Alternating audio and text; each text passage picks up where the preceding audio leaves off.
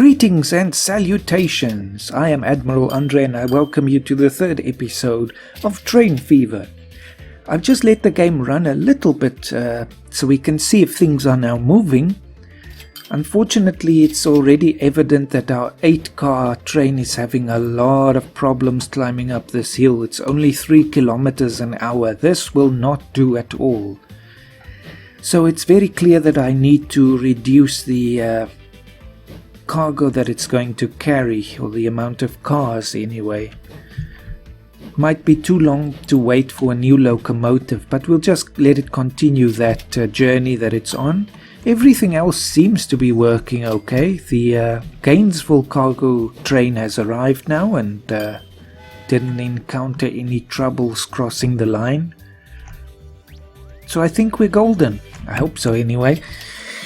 So now that things are moving, while we just wait to see how things are going to perform, especially with this very slow train, we are on maximum speed. I think it's time to look at the book again and just see if I can read something more. Don't know how this is going over, but we can just have a look anyway. Something interesting I saw here, and I think that really does apply to our situation right now.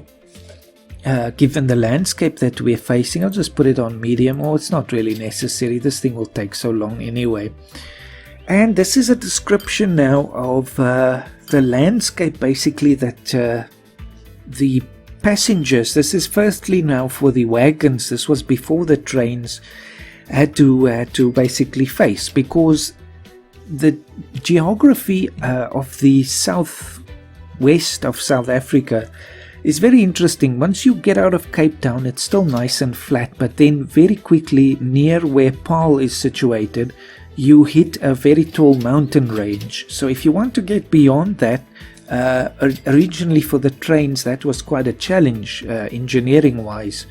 And just beyond those mountains, you get a very arid region called the Karoo. It's a semi-desert area, which might ring some bells if we're looking at the landscape that we are in right now. So this was basically just a description of the landscape, so maybe that will make it a bit more vivid for you. We leave the wagon to stretch our legs, using the interval to have lunch. At 3:30 p.m. we are off again. All charm and beauty now leave the landscape. Scorched slopes clothed in pebbles rise on either hand. In the deep dells and glades there is a greenish tinge, but the upper slopes grow only stones. The swollen floods have scoured out deep dongas. Dongas are like ravines basically. There is neither soil nor grass, only sand and pebbles, burnt brush and water-worn channels. Nothing lives here but snakes and those wild animals which prey by night and sleep in the solitudes by day. There is no noise, no living creature to be seen, nor any signs of man's existence. Then it goes on here now.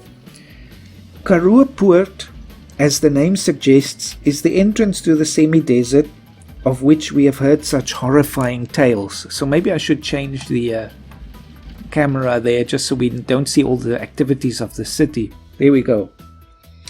After going through a pass which winds beneath the steep and rocky hills, we look upon the Karoo, which lies stretched out beneath us. Our fellow passengers, as unprepared for this awful sight as we are, throw up their hands, exclaiming, "What a dreadful wilderness!" Our driver squints across this arid plain, sniffs and wipes his nose on his sleeve. This is no sandy waste. In many parts it is found to bear a scrubby bush, and yet there is perhaps no tract of land upon the surface of the earth so horribly desolate and forbidding. It does not lie in waves and hollows, but in one sheet of barrenness from horizon to horizon. So maybe a bit closer to the land like that. What's the next part? Nothing breaks the dead level till it fades in a misty haze against the low and dusty hills. At distant points, a chip of crystal twinkles like a star. Beside the track, 100 spring to life, light, dazzle and expire. The sun pours down in molten supremacy. No shadow falls but the gloom of a passing cloud. Even the stones that lie scattered on the land are small and shadeless. A dusty knot of prickly pear here and there, a spring of heath, a tuft of sage, the thin grey arm of a nameless root, a bulb like a broken football, peeling in the heat. Such is the vegetation. The air is breathless, but in the distance, faint pale whirls of dust arise, circling languidly, then settling gently on the plain. Below, the far-off hills that bound the colourless horizon lie great lakes of shining water. Isn't that interesting? Islands on them cast reflections on their surface. Trees border the untroubled lake, affording glimpses of such cool blue waters beneath their knotted trunks. We curb our excitement, knowing this all to be a mirage. It is the desert beckoning to the unweary to approach, that it may demonstrate that the only reality in this landscape is the abomination of withering nothingness. I know that took a long time now, and the train is actually right back where it started, but that description is just so vivid. And you know, I think this is something that I don't want to say it's missing in modern literature, but that kind of just, it's difficult to even describe it, but that kind of vivid description, and it's almost tangible, you know. But anyway, it's something that I really savor actually in these older books. So I'll just speed on now the video and come back to you in a sec while this train must go all the way back. But it seems the oil is at least waiting at the station like I hoped. See you in a sec. I just want to interrupt. The train has actually delivered some of the oil, so my plan is working, luckily. You know what I might actually do? And I keep changing my mind, but such is the nature of the game. I'm going to keep this, let me just pause it. I'm going to keep this train here. The reason being, I want to actually just double the track and have another one running here. Eventually we will have stronger locomotives that can handle the mass of the wagons here, but I think, as you can see at the station here, the oil is piling up very rapidly, and having enough capacity is going to be critical to meeting the cargo demands. You see, it's already scheduled 2 upgrades now. It was 25, it's already 50, and it wants another upgrade. So we are definitely on the right track, which, well, pun intended, I suppose. So let me continue with the railway construction, and I'll just finish that and get back to you again. Slight snag. We are at the end of our rope, basically. I've now taken out the maximum loan. You can see I can click and I can beg for the manager as much as I like. Please, can I have some more? And he will just say no. That's it. End of our line of credit. And the railroad has to just stop there. So I hope this plan of mine is not going to backfire, and I just have to let things now run their own course and hope we make some money. Things seem to be going well in the towns. Let's just have a look again. Oh, I love seeing green. If you see green, things are good. So, Gainesville bus line or coach line is making money. The oil delivery is surprisingly actually making money, but because it's so slow, you see it's 25 minutes, but okay, that does mean that the cargo will still move if it's 25 minutes, since we see it is waiting there. But that will certainly eat into its profits because it's such a long time between deliveries. But anyway, the Riverside bus is making profits, Riverside cargo is making profits, Gainesville cargo is not making profit yet because I assume the Riverside one is picking up all the cargo and just bringing it back to Riverside. So that's really where getting enough oil is going to be crucial, so that there's enough cargo for the Gainesville train to actually pick up. And then finally our passenger line is really rolling in money. So there we go, we've already got it, well, disappeared again, but we had $100,000 there for a second. Let me just see, is everything working? Okay, there we go. Gainesville cargo just delivered. Let's see if it made a difference. It did. Okay, so it's in the green now. Wonderful. Why did I have the second line here? Let me delete this thing. It's not doing anything. There we go. So everything is working. The oil one has gone into the red again until the next delivery. But I feel confident that we're going to get out of our financial quagmire, I think. So you can see the cargo is moving inside the town and it doesn't have far to go. So that's wonderful. And everything else is very nice. So I think despite the challenges that we faced in the last episode, we've managed to come out of it on top. I hope so anyway. Another thing that I like to do in this game, and I really hope that the developers have actually made allowance for that with the new Transport Fever. I'll just let it run on full speed while I talk and blabber on. And that is what I like to do. If you go to the landscaping tools, the last two tabs here, well, not really the last one, the second last one, it gives you the opportunity to place some, basically it's just some decoration onto the landscape. Trees for the most part, in case you want to just spruce up a place, and again, pun intended, I suppose. But apart from that, you get the middle button here, and that does differ with the European map, I think. Since this one is a desert, we can place some rocks. It costs us no money at all. So we can make a nice little rock garden for the passengers to enjoy, just to pretty up things a little.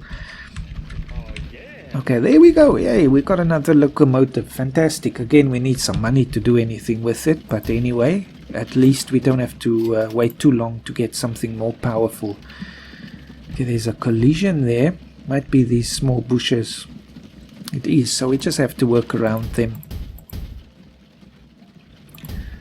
Just because I take pride in my stations, and this is my home station now, it's my headquarters, so we need to make it look pretty.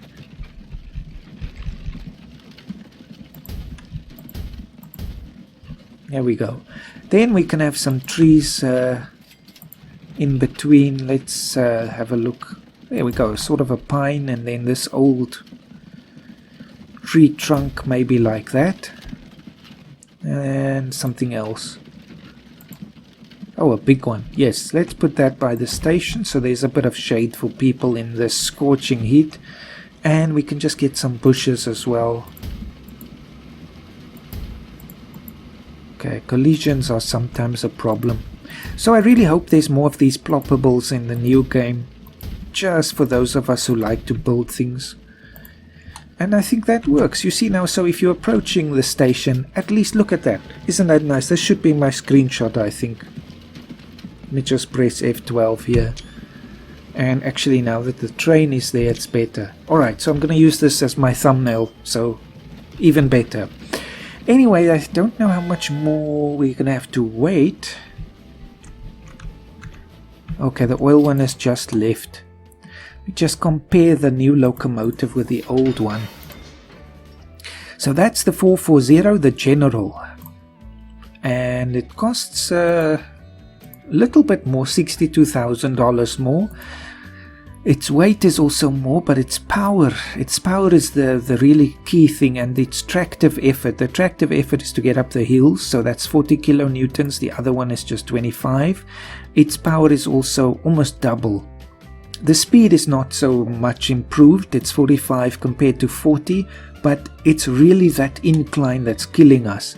So what I need to do is to order this train, since it is empty now, to please turn around magically and just go back to the depot.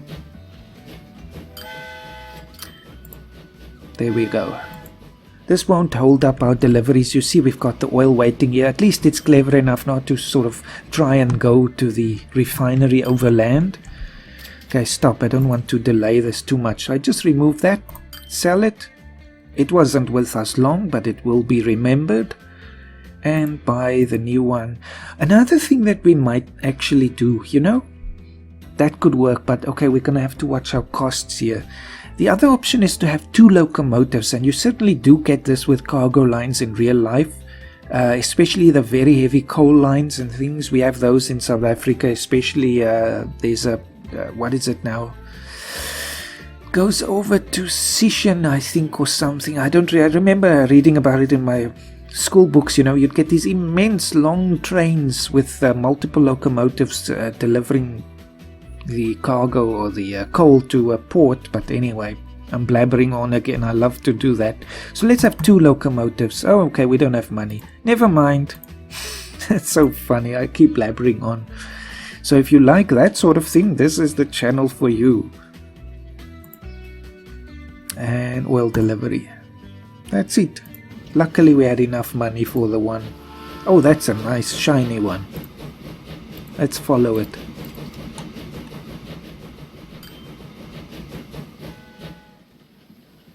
The thing also, if we have 2 locomotives, we can add more tanker cars with it, since it will be able to just get it up the hill. And I'm just getting there a new message on Steam, so apologies for that.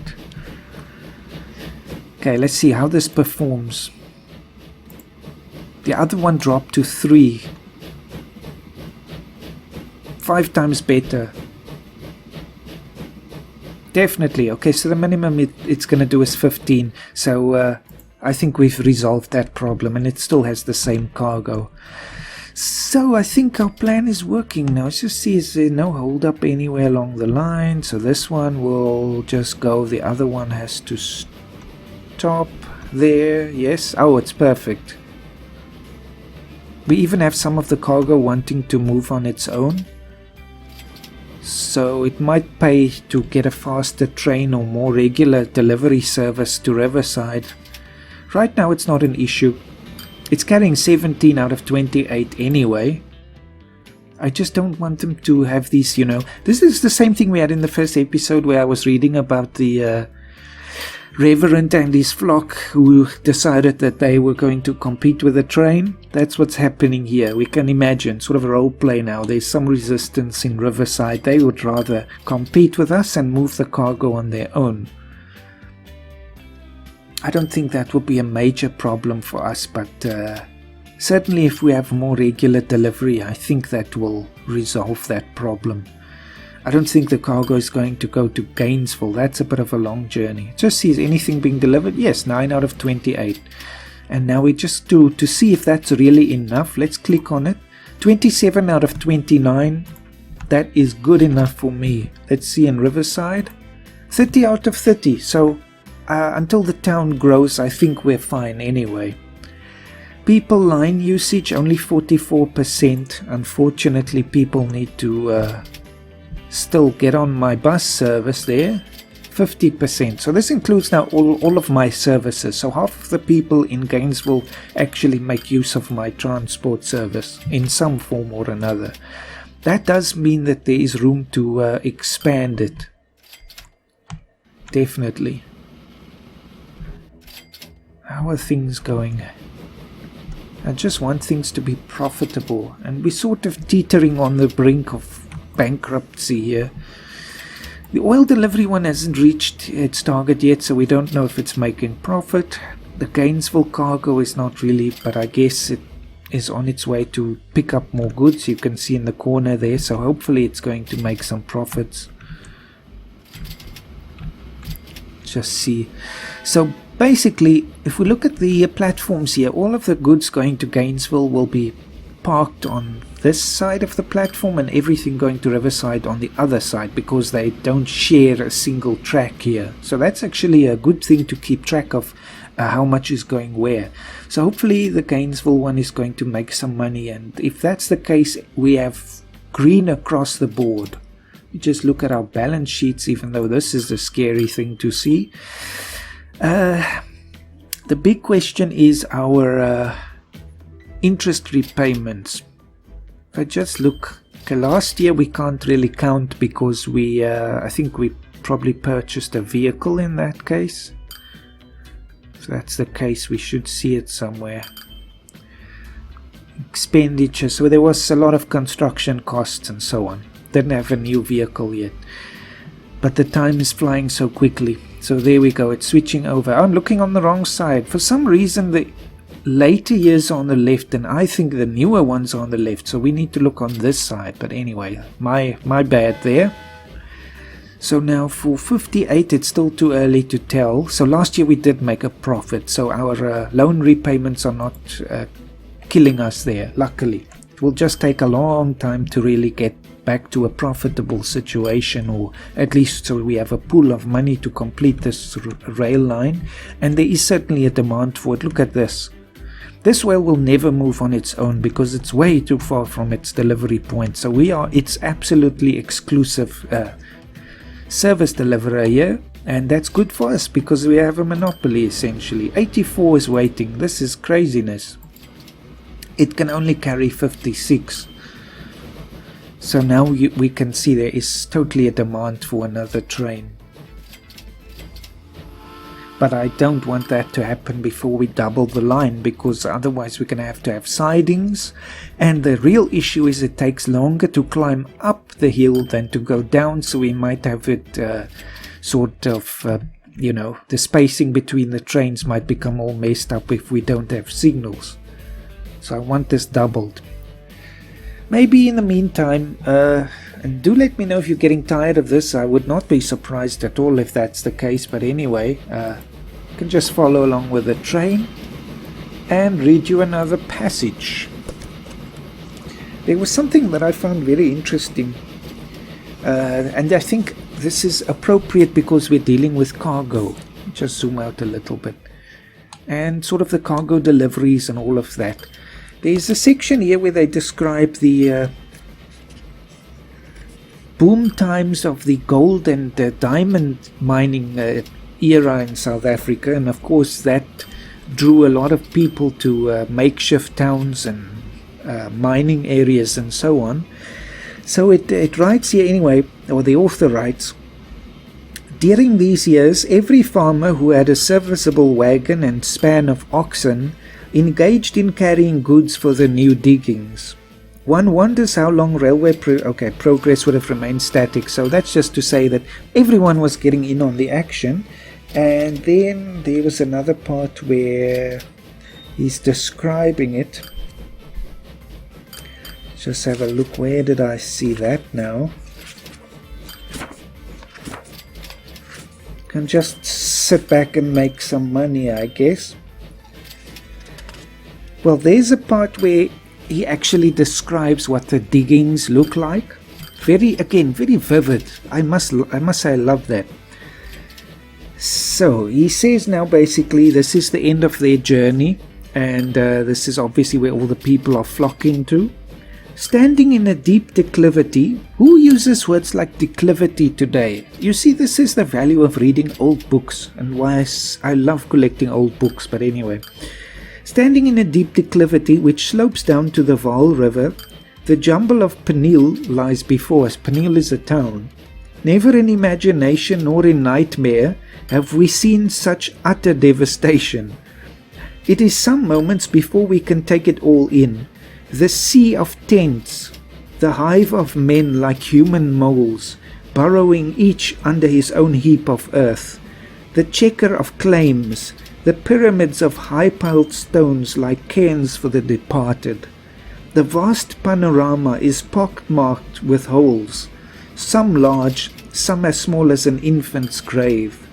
This is a cemetery, not only for hopes and dreams, but of nature's easy domination. It is our journey's end.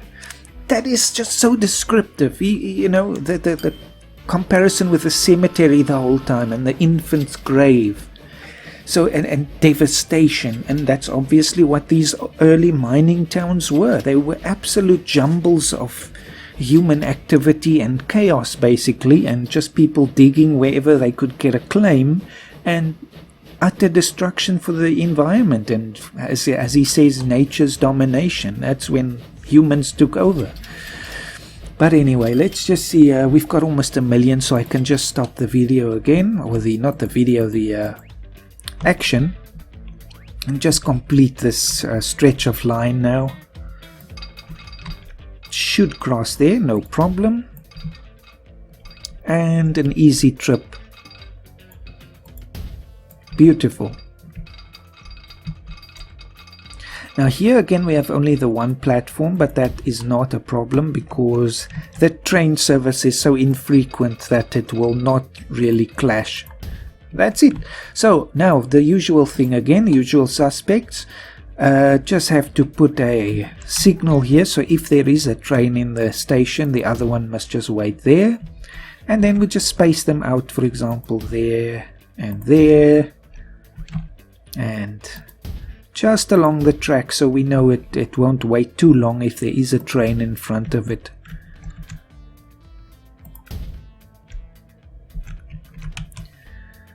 And do feel free, now that I'm thinking about it, in the comments, if you ever come across like very interesting descriptive passages of railroad activity or anything like that, do share it. I'm very interested to read that.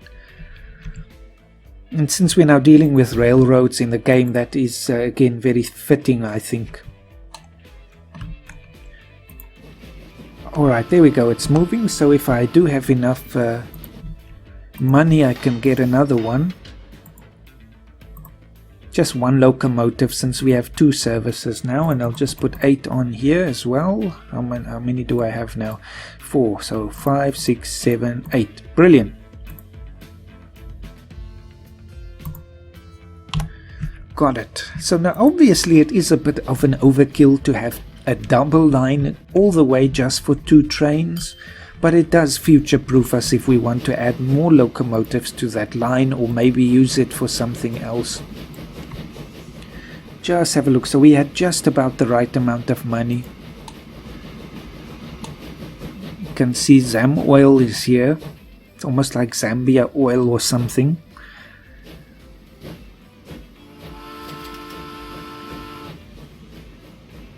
Alright, very good. Let's just see if there's any complications. Oh, okay, we've got lots of people waiting. Maybe this is a good time to add another passenger track or train. Just don't want any of these to actually have a clash and get stuck anywhere. Is this one still working? It looks like it. Everything seems to be working smoothly. And of course, money is the problem, so we just have to wait for this delivery. It says the train full, almost full, but as the train moves between stations, you'll see some of the people disappearing out of the passenger manifest there, and that's just the people timing out. They're not actually dying, so luckily or hopefully. There we go, so another one already disappeared. So the longer your journey is, you really want to compensate with speed, because the passengers will have a time limit. You can see these guys are waiting now. And each one of them has their own lives. If we click on one, let's go to somebody interesting. This lady over here. Huh? Dr. Quinn, medicine woman. Let's see if I can rename her. No, I can't. Oh well. So she wants to... Okay, here we can see all of her details. Her home is in Riverside, so she is from here. And this is also where she prefers to shop. But she works in Gainesville, and she also goes there for leisure. So they have some nice parks and restaurants and so on. So she actually will do a lot of traveling here, because what happens is, and there we go, they're on the train now. So we can follow this lady, Dr. Quinn, medicine woman. And my mother used to watch that like crazy, but anyway. So she will travel from her home to this station, and then to work in Gainesville, all the way back to her house. Then at that point she will leave and go back to the train station, go back to Gainesville for leisure. So each one is a separate trip, is what I'm trying to say. And that's really how you can maximize your profit from these people, especially if they use your coach service as well, so that they can use the coach from their home to the station, the train from one town to another, then another coach from the station to the destination, and then the same thing repeats when they come home. So obviously now we're waiting because the other train is blocking our route. So this is why it might help to actually have some more signals here. I think that's something I need to do. Let me actually just, I don't want to lose Dr. Quinn here, so let me just leave her tab open. Just add some more signals if it will allow me. Sometimes if the train is too close, it will say it's blocked. Okay, there we go. So we can follow Dr. Quinn again.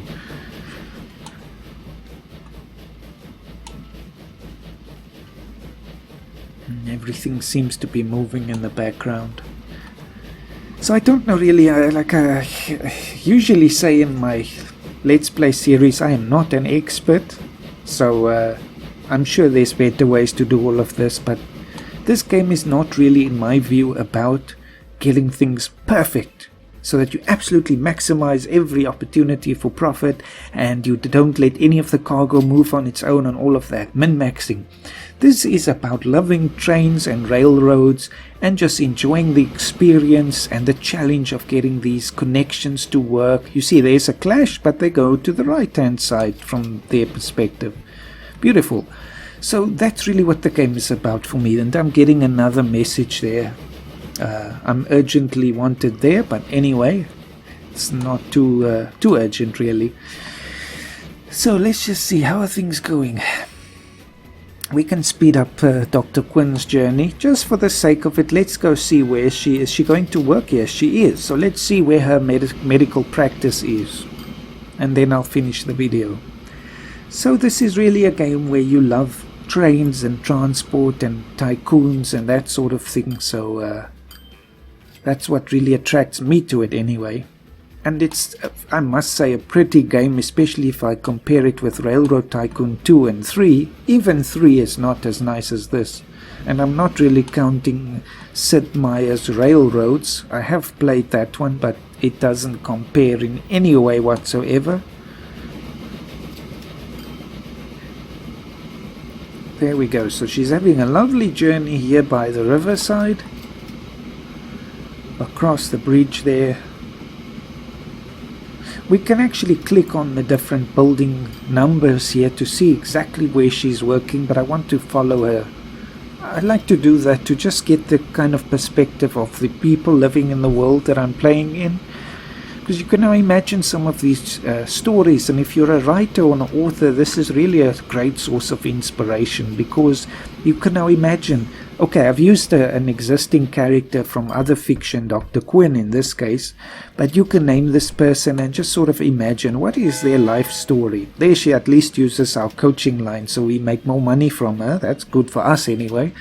And you can imagine this person has to sort of work in another town, and why? What is it that prompted them to work in that town? What is their life story about? Just so interesting.